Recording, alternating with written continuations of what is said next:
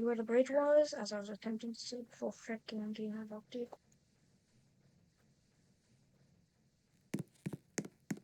The bridge was the stairs to the upstairs and helipad. Also, the double A gunner area was also the princess's bathroom, and there was a window to be able to see inside of the area thing. If you went up to the next floor, there was a helipad, two four double barrel guns, two behind the front, also the thing area in the horns, into it the bell slash gun.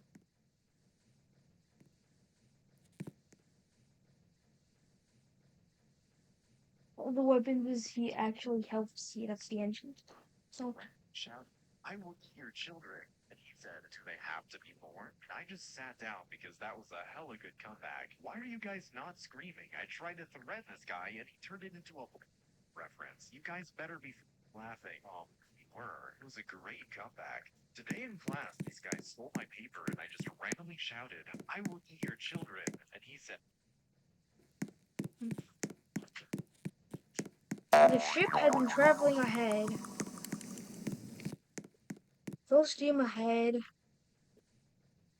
They were the island, being closer and closer to what the island Adopted they were kids. flying Why did you was. choose adoption? When my husband and I adopted our daughter Emma, we thought we were And giving her a third life. between What we didn't know was that she'd been keeping a secret that would change everything. Emma was 8 when she came to us from foster care. The social worker said she'd been through 3 homes already, which should have been our first clue. But she seemed so sweet and quiet, the always ship saying was please getting and off the thank you, coast never near asking for anything. We thought we'd where hit the one jackpot of with such a well-behaved kid. The weird stuff started small. Emma would hoard food under her bed, even though our pantry was always full. When I'd find crackers and granola bars stuffed in her pillowcase, she'd just shrug and say she forgot they were there. I figured it was normal for kids who'd been hungry before. She also had this thing about doors. Every night before bed, she'd check that every single door in the house was locked. Front door, back door, even closet doors. When I asked why, she'd say it was just to be safe. I thought it was cute how responsible she was. But then I noticed Emma talking to herself in her room. Not playing pretend like normal kids, but having full conversations with someone who wasn't there. She'd whisper things like, I know, but they seem nice. And don't worry, I won't tell them about you. When I asked who she was talking to, she'd freeze up and say nobody. My husband thought I was being paranoid. Emma was adjusting well to school, making friends, getting good the grades. capitalists.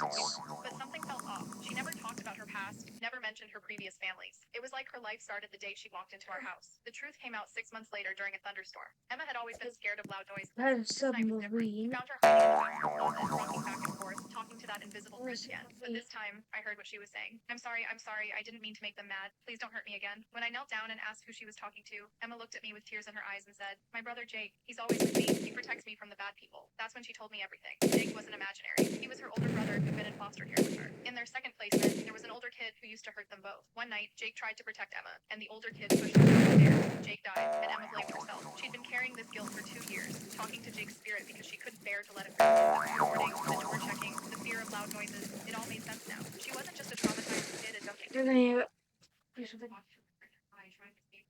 Got Emma into therapy immediately.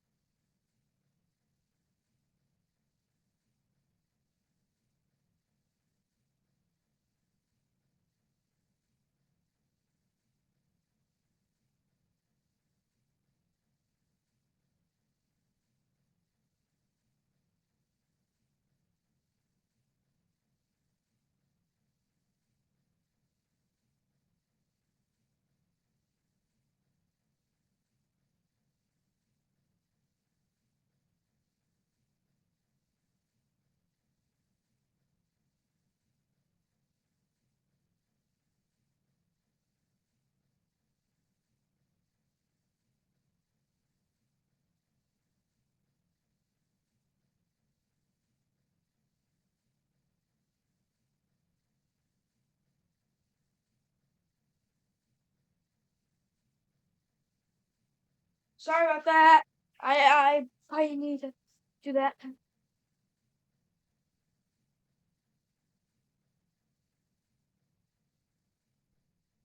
Room tour. A dead scene.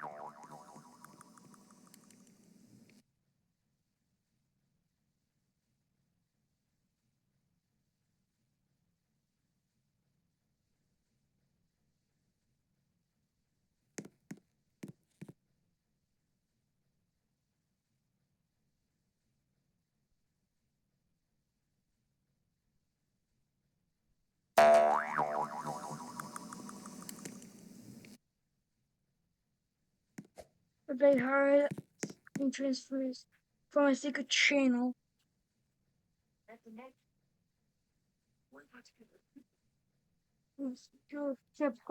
the radio had mostly been not doing that good. Teleported to the library. Dazed, David trembled as he returned home. His drunk father was about to scold him again. The instant his father opened the door, David found himself back in the library. Traces of a space-time rift lingered in the air. In the following days, he gradually mastered the trick of teleportation. One day, while flipping through a travel brochure, he thought of the Empire State Building he had visited before. The room began to shake, and in a flash, he was on top of the Empire State Building.